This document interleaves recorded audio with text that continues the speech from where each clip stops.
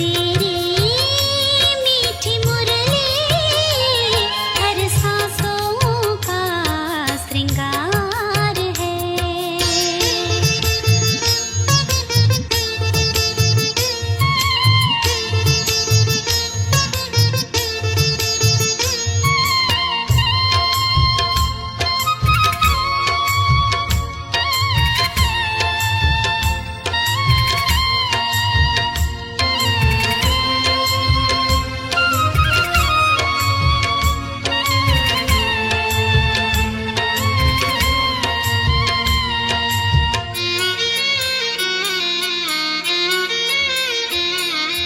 कौन है हम, कहाँ से आए, यही पाठ रोज पढ़ाए।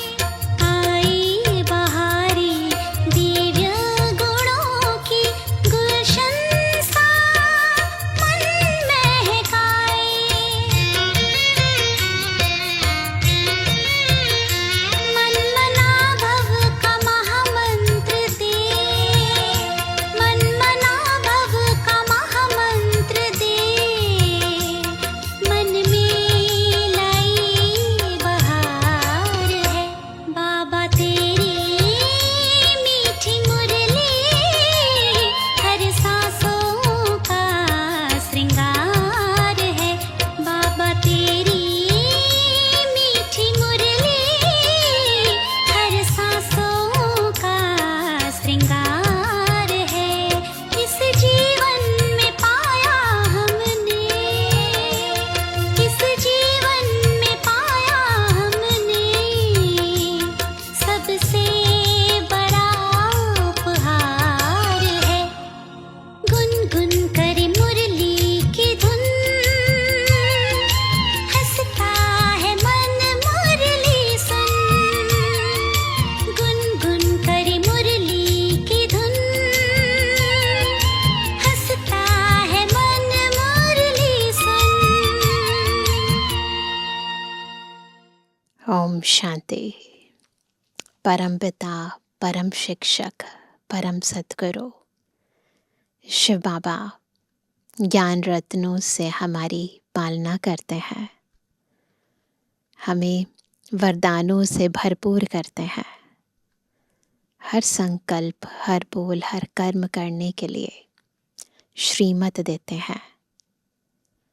और जितना बाबा हमें देते हैं, हम आत्मा क्या उतना ले पाते हैं या नहीं ले पाते, तो उसका क्या कारण है? इसके लिए विशेष हमें खुद पर अटेंशन देने की ज़रूरत है। और देखा जाता है कि जितना हम ईश्वरीय ज्ञान का मनन करते हैं, चिंतन करते हैं, उसको स्मृति में लेकर आते हैं और समाकर ईश्वरीय ज्ञान का स्वरूप बनते हैं, उतना ये ज्ञान, ईश्वरीय गुण, ईश्वरीय शक्तियाँ हमारे कर्मों को भी सिद्धि स्वरूप बनाती है। और इसीलिए बाबा रोज़ हमें ज्ञान को मनन मंथन करने की, इस ज्ञान के अमृत को पूर्ण रीति धारण करने की विशेष श्रीमत देते हैं। आज की मुरली भी कैसे हमें ज्ञान स्वरूप योग युक्त बनना है, कैसे ईश्वरीय सेवा का स्वरूप बनना है, उसकी विधि सिखा रही है। सुनते हैं प्यारे बाबा के मधुर महावाक्य। आज है 12 जून 2026। बाबा के महावाक्य हैं, मीठे बच्चे, मीठे सेंसिबल बच्चे, सदा याद रखो कि हम अविनाशी आत्मा है। हमें अब बाप के साथ पहले तबके यानी फ्लोर में जाना है। प्रश्न है, कौन सी मेहनत तुम हर एक बच्चे को अवश्य करनी है? उत्तर है, बाबा तुम्हें जो इतनी नॉलेज देते हैं उसे अपने दिल से लगाते रहो। अंदर ही अंदर उसको मनन कर हजम करो। पहले मनन करेंगे, फिर हजम करेंगे, जिससे शक्ति मिलेगी। यह मेहनत अवश्य हर एक को करनी चाहिए।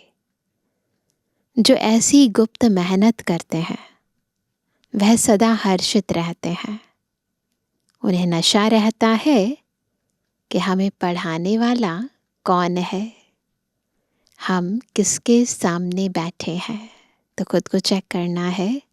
हर्षित रहते हैं, नशा रहता है। ओम शांति। यह किसने कहा? 2 बार कहते हैं ओम शांति, ओम शांति। एक शिव बाबा ने कहा, एक ब्रह्मा बाबा ने। यह बाप दादा इकट्ठे हैं तो दोनों को बोलना पड़े ओम शांति, ओम शांति। अब पहले किसने कहा? कहा तो दोनों ने, परंतु पहले किसने कहा, बाद में किसने कहा? पहले शिव बाबा ने कहा ओम शांति, मैं शांति का सागर हूं। पीछे किसने कहा? दादा की आत्मा ने कहा। बच्चों को याद दिलाते हैं ओम शांति, मैं तो सदैव देही अभिमानी हूं, कभी देह अभिमान में नहीं आता हूं। एक ही बाप है जो सदैव देही अभिमानी रहते हैं। ब्रह्मा विष्णु शंकर ऐसे नहीं कहेंगे। तुम जानते हो ब्रह्मा विष्णु शंकर का भी सूक्ष्म रूप है। तो ओम शांति करने वाला एक शिव बाबा है, जिसको कोई शरीर नहीं। बाप तुमको अच्छी रीति समझाते हैं और कहते हैं मैं एक ही बार आता हूं, मैं सदैव देही अभिमानी हूं, मैं पुनर्जन्म में नहीं आता, इसलिए मेरी महिमा ही न्यारी है। मुझे कहते हैं निराकार परमपिता परमात्मा। भक्ति मार्ग में भी शिव के लिए कहेंगे निराकार परमपिता परमात्मा है। निराकार की पूजा होती है, वह कभी देह में नहीं आते हैं, अर्थात देह अभिमानी नहीं बनते हैं। अच्छा, फिर उसके नीचे आओ। ऊपर है परम धाम में शिव बाबा सदा देही अभिमानी। फिर उसके नीचे आओ सूक्ष्म वतन में, जहाँ ब्रह्मा विष्णु शंकर रहते हैं। शिव का नाम रूप तो देखने में नहीं आता है, इन आँखों से नहीं देखने में आता ना। चित्र बनते हैं, लेकिन वह है निराकार। वह कभी साकार बनते ही नहीं। पूजा भी निराकार की ही होती है। बच्चों की बुद्धि में सारा ज्ञान रहता है। भक्ति तो की है, चित्र बच्चों ने देखा है।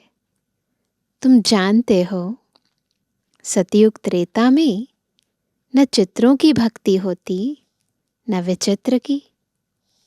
बुद्धि में आता है परमपिता परमात्मा विचित्र है। उनका हमारी तरह ये साकार चित्र नहीं है, शरीर नहीं है। उनका न सूक्ष्म न स्थूल चित्र है। उनकी महिमा गाई जाती है, दुखहर्ता सुख करता पतित पावन। तुम और किसी के चित्र को पतित पावन नहीं कहेंगे। कोई भी मनुष्य नहीं जिनकी बुद्धि में यह बात हो। ब्रह्मा विष्णु शंकर हैं सूक्ष्म वतन वासी। पहला तबका, फिर दूसरा तबका, फ्लोर्स होती है ना। ऊंच ते ऊंच मूल वतन, उस तबके में रहने वाला है। उस फ्लोर पर कौन रहता है? परम पिता परमात्मा। सेकंड नंबर तबके में सेकंड फ्लोर पर कौन रहते हैं? सूक्ष्म शरीर वाले हैं। थर्ड तबके में स्थूल शरीरधारी हैं। तो first floor, second floor, third floor, इसमें मूंझना नहीं है, कंफ्यूजन की बात नहीं है। यह बातें सिवाय परमपिता परमात्मा के कोई समझा नहीं सकता है। तीनों लोकों का ज्ञान, यथार्थ ज्ञान इस दुनिया में कोई मनुष्य मात्र दे नहीं सकता है। ऊपर में सृष्टि है आत्माओं की, उसको कहा जाता है निराकारी दुनिया। हम सब आत्माओं की दुनिया, बिल्कुल बुद्धि में है ना, बिल्कुल स्वीट साइलेंस होम का, निर्वाण धाम का चित्र आ जाए तो बाबा कहते हैं हम सब आत्माओं की दुनिया, इनकॉर्पोरियल वर्ल्ड। फिर हम आत्माएं कॉर्पोरियल वर्ल्ड में आती हैं, साकारी दुनिया में आती हैं। वहाँ है आत्माएं, कहाँ? परम धाम में। यहाँ है जीवात्माएं। यह बुद्धि में रहना चाहिए। बरोबर हम निराकारी बाबा के बच्चे हैं। हम भी पहले निराकार बाप के पास रहते थे। निराकारी दुनिया में ही आत्माएं रहती हैं, जो अभी तक पाठ बजाने लिए आते रहते हैं साकार में। वह हो गया निराकार बाप का वतन। हम आत्मा है, यह नशा होना चाहिए, है ना। पहली बात स्मृति होनी चाहिए।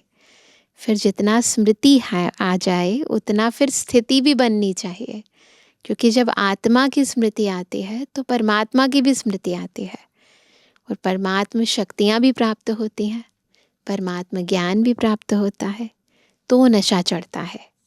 तो बाबा कहते हैं ये नशा होना चाहिए, अविनाशी चीज़ का नशा रहना चाहिए ना। विनाशी चीज़ का कितना नशा रहता है ना दुनिया वालों को, हमारे पास ये है वो है, परंतु हम अविनाशी आत्मा है, कभी विनाशी नहीं हो सकती, ये नशा रहना चाहिए। विनाशी चीज़ का थोड़ी होना चाहिए। देह के नशे वाले को देह अभिमानी कहा जाता है। देह अभिमानी अच्छे व आत्म अभिमानी अच्छे। सेंसिबल कौन? आत्म अभिमानी। आत्मा ही अविनाशी है, देह तो विनाशी है। आत्मा कहती है हम 84 देह लेते हैं। हम आत्मा परम धाम में बाप के साथ रहने वाली हैं। वहाँ से आते हैं, बिल्कुल जैसे जैसे बाबा बोलते जाए बुद्धि में चित्र बनता जाए। वहाँ से आते हैं यहाँ पाठ बजाने। आत्मा कहती है, आत्मा पाठ बजाती है, मुख से कहती है ओ बाबा। साकारी सृष्टि में है साकारी बाबा, निराकारी सृष्टि में निराकार बाबा। यह तो बिल्कुल सहज बात है। अब ब्रह्मा को कहते हैं प्रजापिता ब्रह्मा, सो तो यहाँ ठहराना। वहाँ हम आत्माएं सभी एक बाप के बच्चे, ब्रदर्स हैं ना। प्रजापिता ब्रह्मा भी यहाँ साकारी दुनिया में है ना। बाप शिव के साथ रहने वाले हैं। परमात्मा का नाम है शिव, आत्मा का नाम है सालीग्राम। आत्मा का भी रचयिता चाहिए ना। दिल में हमेशा बातें करते रहो। ये सब बातें दिल में करते रहो बाबा के साथ। जो ज्ञान मिला है वह अपने दिल से लगाने के लिए मेहनत करनी है। तो मेहनत किस में है? सुनने में, सुनाने में मेहनत नहीं है। इस ज्ञान का मनन मंथन कर उसे दिल से लगाने में मेहनत है। आत्मा ही विचार करती है। पहले पहले तो यह निश्चय करो कि हम आत्मा बाप के साथ रहने वाले हैं ना। ये कितना बड़ा पद्मा पदम भाग्य है कि हम आत्माएं किसके साथ रहती हैं। हम उनके बच्चे हैं तो ज़रूर वर्षा मिलना चाहिए। यह भी तुम जानते हो कि यह जो आत्माओं का झाड़ है उनके पहले ज़रूर बीज होता है। जैसे सिजरा बनाते हैं, बड़ा बाप, फिर उनसे 2-4 बच्चे निकले, फिर उनसे और निकलते। जैसे एक पूरी फैमिली क्लैन होता है ना, पहले दादा, उससे पहले परदादा, ऐसे ऐसे बाबा कहते हैं। यहाँ भी ऐसे होना चाहिए। 1-2 वृद्धि को पाते पाते झाड़ बड़ा हो जाता है। बिरादरी का नक्शा होता है। फलाने से फलाना निकला, है ना, पूरी वंशावली होती है। तुम बच्चे जानते हो मूल वतन में सभी आत्माएं रहती हैं। उनका भी चित्र है, देखा है ना सभी ने। अभी तो AI से बहुत सुंदर चित्र बना देते हैं। ऊंचते ऊंच है बाप। तुम बच्चों की बुद्धि में है बाबा इस शरीर में आया हुआ है। रूहानी बाप इनमें आकर रूहों को पढ़ाते हैं। तो अभी कौन पढ़ रहे हैं? हम रूहें पढ़ रही हैं, है ना। पढ़ा कौन रहा है? रूहानी बाप। सूक्ष्म वतन में तो नहीं पढ़ाएंगे। सतयुग में तो यह नॉलेज किसको भी रहती नहीं। बाप ही इस संगम युग पर आकर यह नॉलेज देते हैं। इस मनुष्य सृष्टि रूपी झाड़ की नॉलेज कोई को है नहीं। कल्प की आयु ही बहुत बड़ी लिख दी है। अभी बाप तुमको समझाते हैं, बच्चे अभी तुमको फिर घर चलना है। वह है आत्माओं का घर। बाप और बच्चे रहते हैं। सब ब्रदर्स हैं। ब्रदर और सिस्टर तब कहा जाता है जब यहाँ शरीर धारण करते हैं, ताकि वहाँ तो आत्मा बिंदु ही है ना, मेल फीमेल की बात नहीं है। हम आत्माएं सब भाई भाई हैं। भाई का ज़रूर बाप भी होगा ना। वह है परम पिता परमात्मा। सभी आत्माएं शरीर में रहते हुए उनको याद करती हैं। सतयुग त्रेता में कोई याद नहीं करते हैं। पतित दुनिया में सभी उनको याद करते हैं, क्योंकि सब रावण की जेल में है, इसलिए याद करते हैं कि छुड़ाओ। सीता पुकारती थी, हे राम। बाप समझाते हैं, राम कोई त्रेता वाला याद नहीं आता है ना। कौन सा राम? शिव बाबा को ही राम कहते हैं। हम सभी के दिल को रमने वाला राम परमपिता परमात्मा को समझ याद करते रहते हैं। आत्मा पुकारती है। अभी तुम जानते हो आधा कल्प फिर हम किसको पुकारेंगे नहीं, क्योंकि सुखधाम में रहेंगे। तो सुखधाम में तो बाबा को नहीं पुकारते, है ना, क्योंकि वो तो दुख हरता सुख करता है ना। तो जहाँ सुख है वहाँ उनकी ज़रूरत नहीं है। इस समय बाप ही समझाते हैं, दूसरा कोई जानते ही नहीं। वह तो कह देते हैं कि आत्मा सो परमात्मा। आत्मा परमात्मा में लीन हो जाती है। बाप समझाते हैं, आत्मा तो अविनाशी है, एक भी आत्मा का विनाश नहीं हो सकता। जैसे बाप अविनाशी, वैसे आत्मा भी अविनाशी है। यहाँ आत्मा पतित तमो प्रधान बनती है, फिर बाप सतो प्रधान पवित्र बनाते हैं। सारी दुनिया को तमो प्रधान बनना ही है, फिर सतो प्रधान बनना है। पतित दुनिया को पावन बनाने बाप को आना पड़ता है। उनको कहते ही हैं गॉड फादर। बाप भी अविनाशी है, हम आत्माएं भी अविनाशी हैं। यह ड्रामा भी अविनाशी है। तुम बच्चे जानते हो कि यह वर्ल्ड की हिस्ट्री, ज्योग्राफी कैसे रिपीट होती है। इन चारों युगों में हमारा पाठ चलता है। हम सूर्यवंशी फिर चंद्रवंशी बनते हैं। चंद्रवंशी जैसे सेकंड ग्रेड में आ जाते हैं।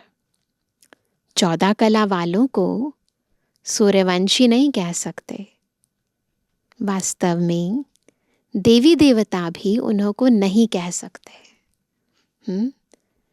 देवी देवता संपूर्ण निर्विकारी 16 कला संपूर्ण को कहा जाता है ना। बाबा बता रहे हैं ना कि 2 कला कम वाले को भी देवी देवता नहीं कहेंगे। राम को 14 कला संपन्न कहेंगे। तुम्हारे ही 84 जन्मों का हिसाब समझाया जाता है। नई चीज फिर पुरानी होती है तो वह मजा नहीं रहता है। पहले संपूर्ण पवित्र रहते हैं, फिर थोड़े वर्ष पास होंगे तो थोड़ा पुराना कहेंगे। नई तो नई चीज होती है ना, है ना। फिर वैसे भी वहां पर 1250 वर्ष पुरानी दुनिया हो जाती है ना, तो उसको नई तो नहीं कहेंगे ना। तो बाबा कहते हैं मकान का भी मिसाल दिया जाता है। ऐसे हर चीज होती है इस दुनिया में। हर चीज नए से पुरानी तो होती है ना। यह दुनिया भी एक बड़ा मांडवा है, एक बहुत बड़ा रंगमंच है। यह आकाश तत्व बहुत बड़ा है, इसका कोई अंत नहीं। इनकी एंड कहाँ है वह निकाल नहीं सकते। दूर दूर जाओ, आकाश ही आकाश है। चलते जाओ, एंड हो नहीं सकती। ब्रह्म महतत्व की भी कोई एंड हो नहीं सकती। यह है आकाश तत्व, पर इससे भी पार जो ब्रह्म महातत्व है उसकी भी कोई एंड नहीं है। तो बाबा कहते हैं यूं साइंस वाले कितनी कोशिश करते हैं एंड देखने की, लेकिन जा नहीं सकते, अंत पा नहीं सकते, है ना। कौन पा सकता है? हम पा सकते हैं, है ना। आकाश से भी पार, पार ब्रह्म में रहने वाले बाबा के साथ हम योग लगाते हैं। तो बाबा कहते हैं ब्रह्म तत्व बहुत बड़ा बेअंत है। हम आत्माएं बहुत थोड़ी जगह में रहती हैं। यहाँ बिल्डिंग आदि कितनी बड़ी बड़ी बनाते हैं। स्पेस धरती की बहुत बड़ी है। खेती आदि भी तो चाहिए ना। वहाँ तो सिर्फ आत्माएं रहती हैं, केवल आत्मा रहती है। यहाँ पर तो आत्मा शरीर में रहती है, फिर शरीर के संबंधी चीज़ें, कितना फैलाव है ना। वहाँ पर फैलाव नहीं होता, वहाँ तो बस बिंदु है, तो थोड़ी स्पेस है। आत्मा शरीर बगैर कैसे खाएगी? वहाँ तो अभोक्ता है। खाने व भोगने आदि की कोई चीज़ होती नहीं। बाप समझाते हैं यह ज्ञान तुम बच्चों को एक ही बार मिलता है, फिर कल्प बाद तुम बच्चों को दिया जाता है, तो यह नशा होना चाहिए। हम देवता धर्म वाले थे। तुम कहते हो बाबा, आज से 5000 वर्ष पहले हम आपके पास आए थे, शूद्र से ब्राह्मण बनने। अब फिर हम आपके पास आए हैं। वह निराकार होने कारण तुम कहेंगे दादा पास आए हैं। बाप ने इसमें प्रवेश किया है तो बाप दादा के पास आए हैं, ऐसे भी तो कहते हैं ना। बाप कहते हैं जैसे तुम ऑर्गन्स ले पार्ट बजाते हो, वैसे ही मैं भी ऑर्गन्स का आधार लेता हूँ, नहीं तो मैं पार्ट कैसे बजाऊं। शिव जयंती भी मनाते हैं, तो इसका मतलब पार्ट तो बजाया है ना, परंतु क्योंकि गर्भ से तो जन्म नहीं लेते तो परकाया प्रवेश करते हैं। शिव तो निराकार है, उनकी जयंती कैसे हुई। मनुष्य तो एक शरीर छोड़ दूसरा लेते हैं तो जयंती मनाते हैं, बर्थडे मनाते हैं। पर बाबा तो सदा ही निराकार है, उनका बर्थडे कैसे मनाएंगे। तो बाबा कहते हैं, बाबा बहुत प्यार से कहते हैं, मैं कैसे आकर तुम बच्चों को राजयोग सिखाऊं, है ना। तो कोई युक्ति रचनी पड़ेगी ना। मनुष्य से देवता बनाने के लिए राजयोग बाप ही आकर सिखाते हैं। मुझे ही पतित पावन ज्ञान का सागर कहते हैं। तो ये जो इतनी महिमा है, क्यों है? क्योंकि वो खुद आए इस दुनिया में और आकर उन्होंने हमें पतित से पावन बनाया, तभी तो महिमा है ना। मुझे झाड़ के आदि मध्य अंत का मालूम है। तुम बच्चे समझते हो, बाबा इसमें प्रवेश कर हमको सब नॉलेज समझाते हैं। ब्रह्मा विष्णु शंकर के पाठ को भी समझना चाहिए। बाप को तो समझा है कि वह पतित पावन है। हर एक की महिमा अलग अलग है, ड्यूटी अलग अलग होती है। हर आत्मा का पार्ट अलग है, उनकी ड्यूटीज अलग है। प्रेसिडेंट, प्राइम मिनिस्टर आदि बनते हैं। आत्मा कहती है यह मेरा शरीर है, मैं प्राइम मिनिस्टर हूँ। आत्मा शरीर के साथ ना हो तो बोल ना सके। शिव बाबा भी है निराकार, उनको भी बोलने के लिए कर्म इंद्रियों का आधार लेना पड़ता है। इसलिए दिखाते हैं मुख से गंगा निकली। अब शिव तो है बिंदी, उनको मुख कहाँ से आया? तो इसमें आकर बैठते हैं, उससे ज्ञान गंगा बहाते हैं। ज्ञान गंगा ब्रह्मा मुख से बहाते हैं। बाप को ही सब याद करते हैं, हे पतित पावन आओ। तो कैसे पावन बनाएंगे? इस ज्ञान से, योग से। हमको इस दुख से छुड़ाओ, वही बड़े ते बड़ा सर्जन है।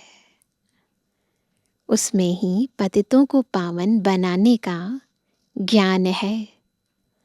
सर्व पतितों को पावन बनाने वाला एक सर्जन है, न केवल एक सर्जन है जो आत्माओं को पतित से पावन बनाते हैं, दुखी से सुखी बनाते हैं, सब पीड़ाओं को हर लेते हैं। सतयुग में सब निरोगी होते हैं। यह लक्ष्मी नारायण सतयुग के मालिक हैं। इनको ऐसे कर्म किसने सिखाए जो ऐसे निरोगी बने? ऐसी कंचन काया मिले, निरोगी काया मिले, उसके लिए कुछ ऐसे कर्म तो किए हैं ना। वो कर्म किसने सिखाए? बाप ही आकर श्रेष्ठ कर्म सिखलाते हैं। यहाँ तो कर्म ही कूटते रहते हैं। छोटी छोटी बात पर जब दुख होता है, दर्द होता है, परेशानी होती है, तो कर्म कूटते हैं। सोचते हैं ना, मैंने कौन से ऐसे कर्म किए जो ऐसा हाल हुआ, तो कर्म कूटते हैं। सतयुग में तो ऐसे नहीं कहेंगे कि कर्म ऐसे है। वहाँ कोई दुख रोग होता नहीं। यहाँ तो एक दो को दुख ही देते रहते हैं। सतयुग त्रेता में दुख की बात होती नहीं। जो कहा जाए कि यह कर्मों का भोग है।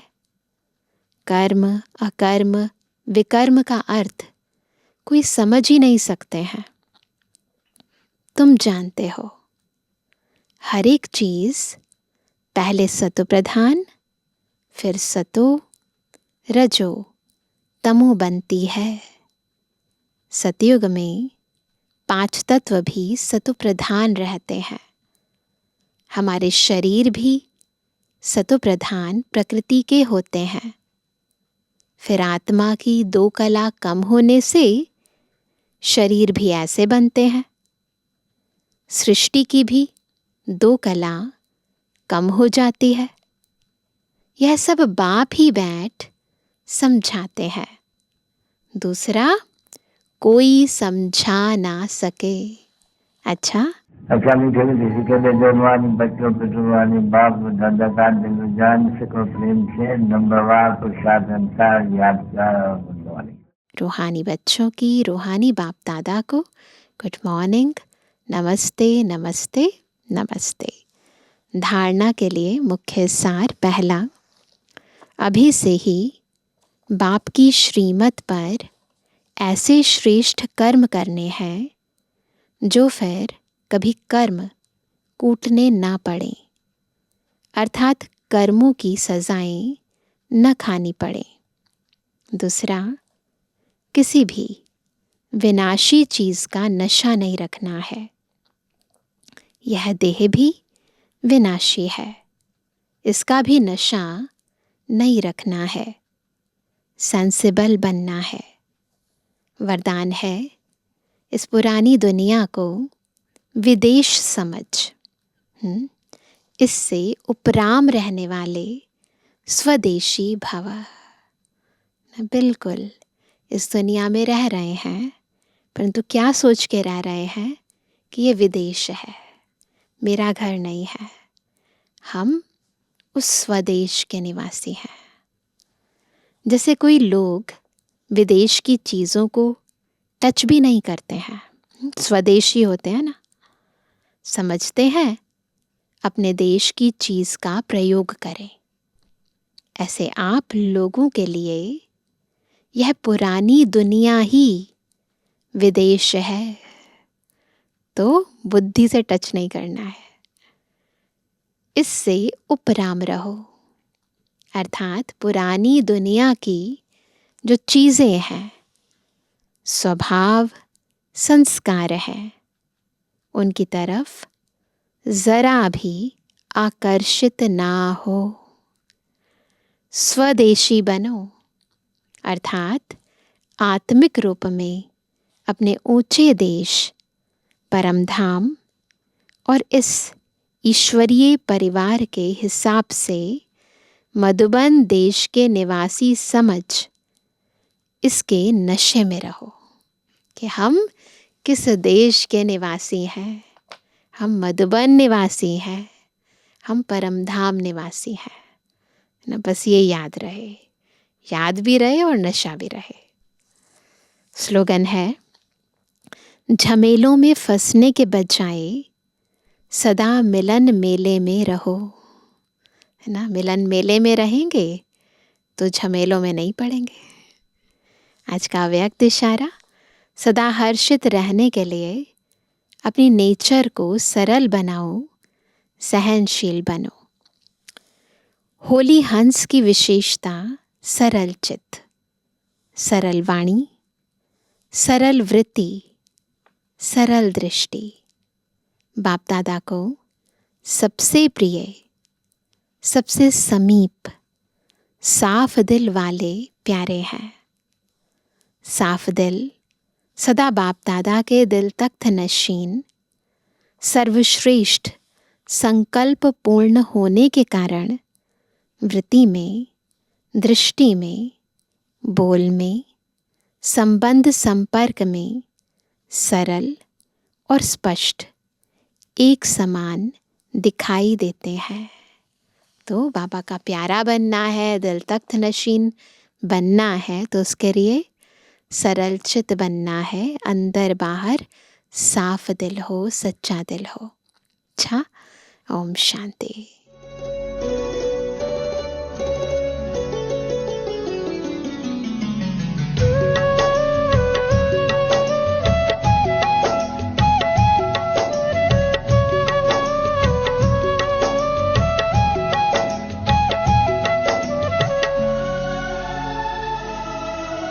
कर्म हमारे श्रेष्ठ बनेंगे,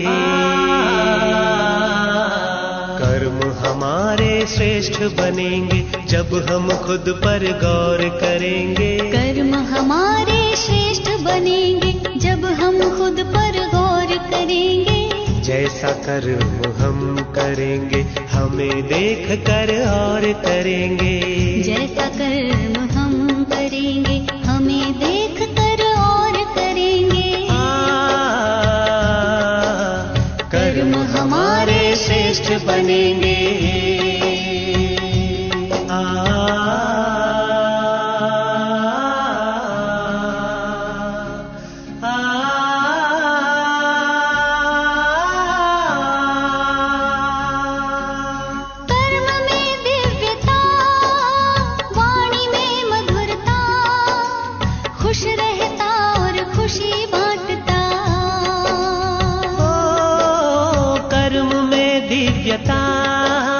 वाणी में मधुरता, खुश रहता और खुशी बांटता।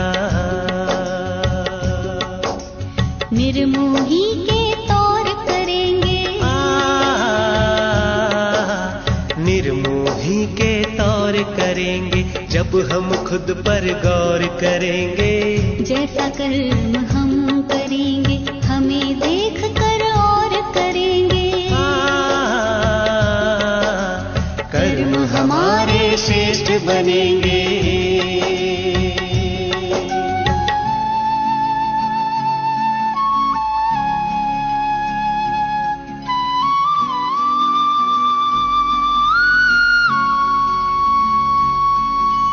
कथनी करनी में भेद न रहता, जो कहता वह खुद भी करता। आदेशों को स्वीकारेंगे, कोई भी न शोर करेंगे। कथनी करनी में भेद न रहता, जो कहता वह खुद भी करता। आदेशों को स्वीकारेंगे, कोई भी न शोर करेंगे। कर्म हमारे श्रेष्ठ बनेंगे जब हम खुद पर गौर करेंगे। जैसा कर्म हम करेंगे हमें देख कर और करेंगे। कर्म हमारे श्रेष्ठ बनेंगे।